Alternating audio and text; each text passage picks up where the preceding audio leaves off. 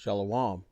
I'd like to start out by giving all glory, praise, and honor to Yahweh Bahasham, Yahweh Shai Bahasham, Rakakwadash. Double honors to the elders and apostles of the Great Millstone, and Shalom to the elect of Israel. This is Thamayim in Atlanta, and I have this natural news article pulled up, and it says from the NYT New York Times, it says Biden told Netanyahu, if you launch a big attack on Iran, you're on your own. And this is going into asking the question if this statement is why the media has turned on Joe Biden. And I'm bringing this up because a lot of this is prophecy, and there's nothing that these people can do to go against prophecy, to go against World War III getting started. It's all going to happen because it's the Lord's will. But getting into the article, it says, is this the real reason the media is turned on President Biden? It says from the New York Times, Biden's lapses are said to be increasingly common and worrisome. And this quote right here came from about a month ago. And this is the particular quote they're speaking of that's in the title.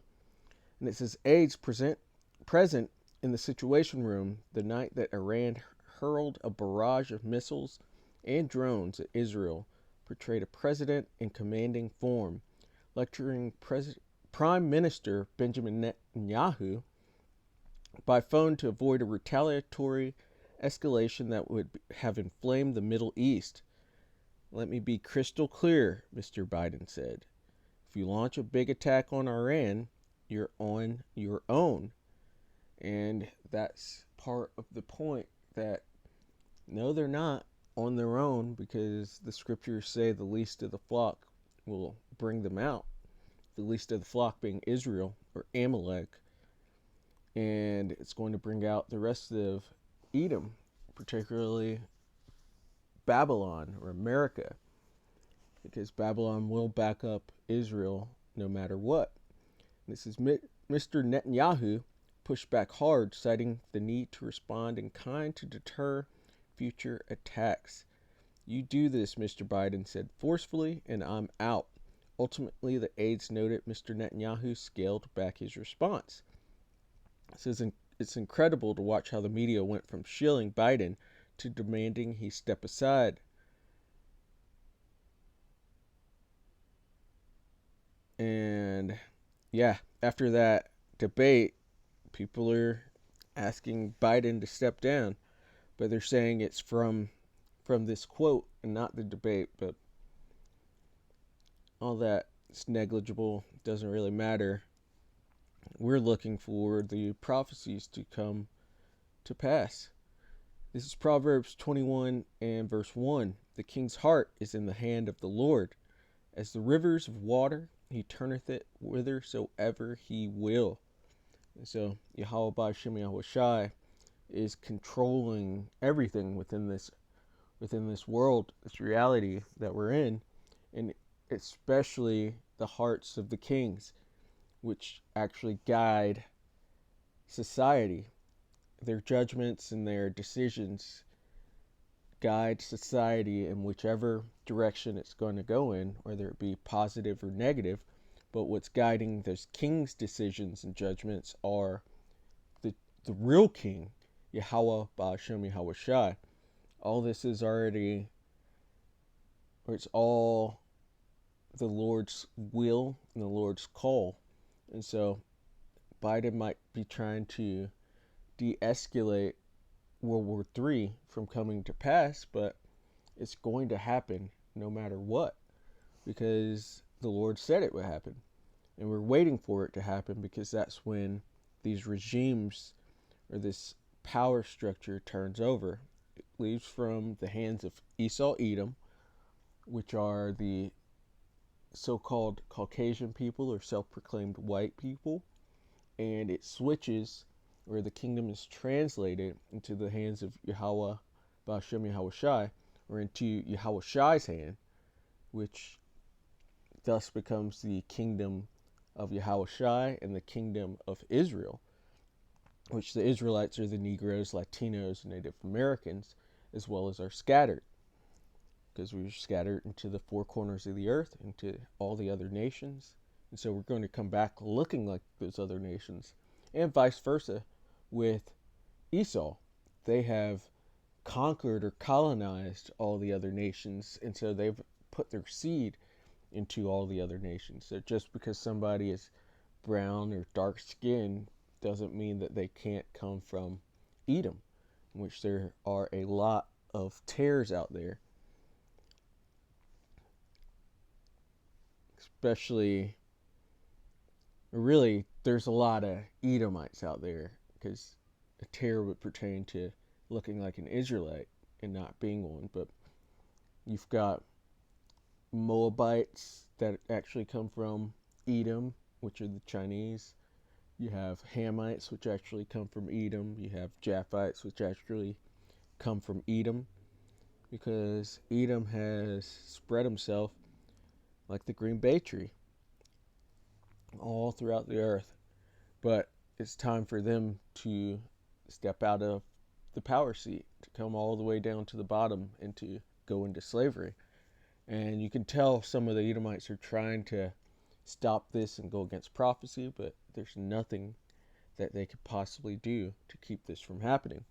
This is Jeremiah 49 and verse 20. It says, "Therefore hear the counsel of the Lord Yahweh Ba'ashem Yahushai, that he hath taken against Edom, and his purposes that he hath purposed against the inhabitants of Teman. Surely the least of the flock shall draw them out." That least of the flock being the Amalekites, those people that are in the Lord's land claiming to be the Lord's people, but they're really not. They're Edomites and of the tribe of Amalek. It says, "Surely he shall make their habitations desolate with them." And so the prophecies are for Israel to lead out America. Or Israel's going to do something really stupid coming up, and it's going to make America get into a war in which they don't want to get into. But it's going to happen because the Lord said so. And it's going to lead out some of the NATO nations, and they're all going to join down into the valley of Yehoshaphat. And the kings of the east, being Russia, China, Iran, and their allies, they're all going to fight. Over there in the Middle East, they're all going to, especially the West, is going to get it handed to them. And eventually missiles are going to come and strike both the land of Israel and the land of America, which is Babylon the Great, or Mystery Babylon within the scriptures, and completely annihilate it. Nobody will ever dwell in America again, because it will be a great example, but the land of Israel will be built back up, and that's where the capital, the new capital, will be.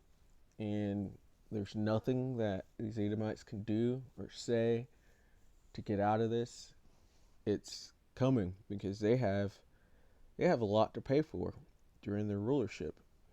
Just to back up that point, that there's nothing that they could do or say to get out of this, because it's prophecy. This is Micah 2 and verse 3. It says, "Therefore thus saith the Lord Yahweh Ba'ashem Yahushai, behold, against this family," that family being the Edomites, "do I devise an evil, from which ye shall not remove your necks, neither shall ye go haughtily, for this time is evil." Evil being bad times. And the Edomites have been able to talk their way out of a lot. It says its words are smoother than butter. And they've been able to frame things to where it doesn't seem like it's actually their fault, but they're the devil of the Bible. And so it's always their fault. Everything that's wrong in this world can be traced back to the Edomites. And even the Lord put it on them to do that, to be the wicked, to be the devil. liars, these deceivers, these violent people, but we're coming to the time where they will be judged for it. They were just a great example. They were the Lord's whooping stick for all of the other nations, especially the nation of Israel. And it's time to put away that stick and get these wars going and the slaughter to come to the nation of Edom, as well as the other nations, because they've helped Edom along the way. And it's time for this regime to change. And so, Lord willing, that was edifying. I'd like to give all glory, praise, and honor to Yahweh Bahasham, Yahweh Shai Bahasham, or Kakwadash. Double honors to the elders and apostles of the Great Millstone, and Shalom to the elect of Israel. Shalom.